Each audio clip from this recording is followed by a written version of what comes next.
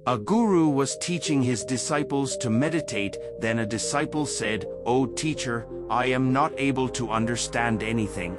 Can I ask you something?" Guruji said, "Of course you can ask. Goes or any water.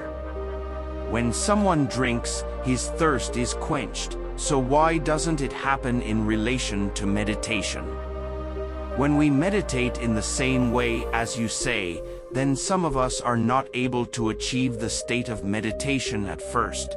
Some of us never. Why is it that like water quenches everyone's thirst? Similarly, meditation, the eyes of knowledge should open, but this does not happen." Guruji said, "Yesterday someone has invited us for a meal. Tomorrow you walk with me. I will answer your questions there." The next day both the guru and disciple reached a rich man's house for food. The rich man's wife had called them for food.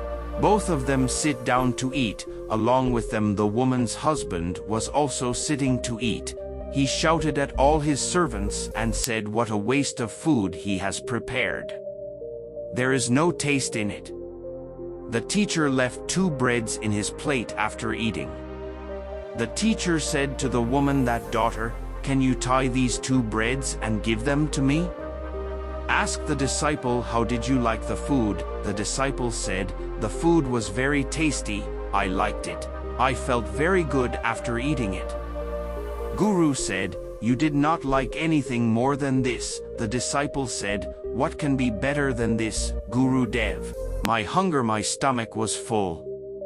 Guruji said that the food was good. Then why didn't that woman's husband like the food? "Hey Guru Dev, I am not able to understand anything at all. You tell me something," Guruji said. "For now, keep moving forward with me." The disciple had come a long way while walking. Wait, after walking a long distance, a tattered man came in front of Guruji and fell at his feet and said, "Oh God, help me.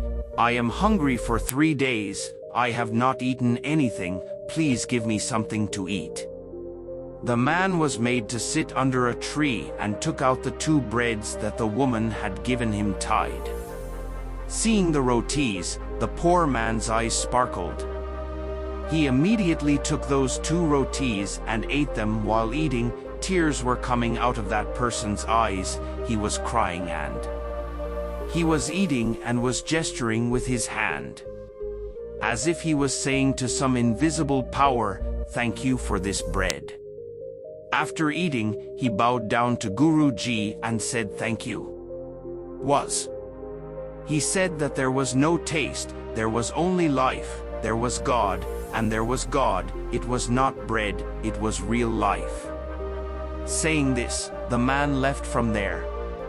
You don't taste it, you taste it, you like food, but the same person doesn't taste it. Instead he sees God and life in it. This shows that there is a difference between the satisfaction of the person and the food. He paves the way just as quickly.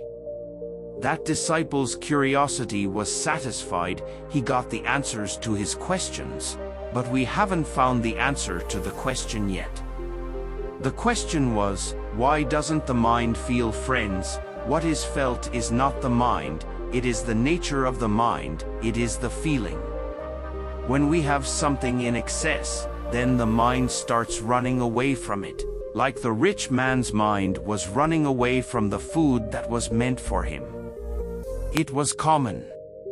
But when we have something in limited quantity and we get it, then our mind remains attached to it and we also give some importance to that thing. Just like the mind of that disciple who was a little bit attached to that food, he also knew the taste of that food. But when we want something and we do not have it, first our mind longs for that thing. He wants to get it at any cost, but when something is related to the soul like those 2 breads, and when it comes to the soul then the mind disappears, then you don't see the taste. You don't see the type of food, then you only have to eat when you need it. You concentrate on the food. You get what you get. Bliss comes whether it is taste or not. Your soul accepts it deep inside, and this happens when the mind is not there. Try to engage, but you must have seen that the mind does not seem to be anywhere, and it cannot even be engaged because its work is not to be engaged in anything. Rather, its work is to make you run away from here and there. Go, if you get the second thing, then move on to the third thing. The mind does not know satisfaction, it knows only to get, it knows to forget after getting it. It has a habit of leaving what it has got. The mind has a habit of getting back what it has lost.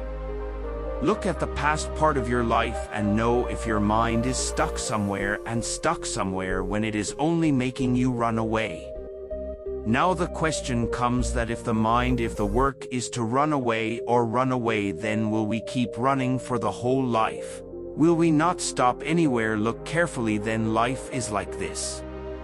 From birth to death, a person keeps on running, sometimes after something and sometimes after something else. But still some people become exceptions and then they stop. When people stop running, then things run after them. They don't run after anything. Gautam Buddha himself is the biggest example of how we common people can bring stagnation in our lives. How can we bring concentration in our life? How can we stop our mind from controlling itself in our life? And there is only one way for this. He brings meditation system.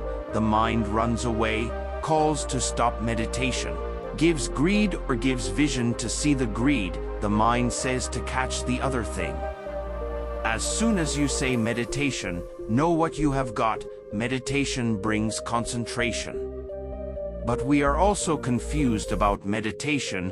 We understand the meaning of meditation is to sit with closed eyes. A small girl plays the flute very well. Her life gets lost only in the tune of that flute, and it becomes her meditation, but it happens because this girl enjoys that flute. It is her nature, she is doing what she may be a teacher when he teaches his students. So he gets lost in it. He enjoys that teaching with his soul. He is interested in it. That is his nature. When he is teaching, there is no movement in his mind. He neither thinks about the past nor the future. That he lives only in the present moment. And this is his meditation. If the person who he is, if he starts becoming the same, then meditation starts happening in him automatically. He starts concentrating, but when a person tries to be something, then his mind starts dominating, the concentration breaks. And then we keep on running, we get everything, even then we think that something is left, and this incompleteness will never be complete. Does not happen. Because what you could have been, what was your nature, you have not become everything else, you always remain incomplete. Then the mind does not feel anywhere. The nature of the mind is not to feel. What it feels is concentration, that is meditation, and where you get concentration, understand that it is made for you, by following which you can become complete. That's all for today. If you like the video, then please like, share and comment on the video, and don't forget to subscribe to the channel. Thank you. Namo Buddhi.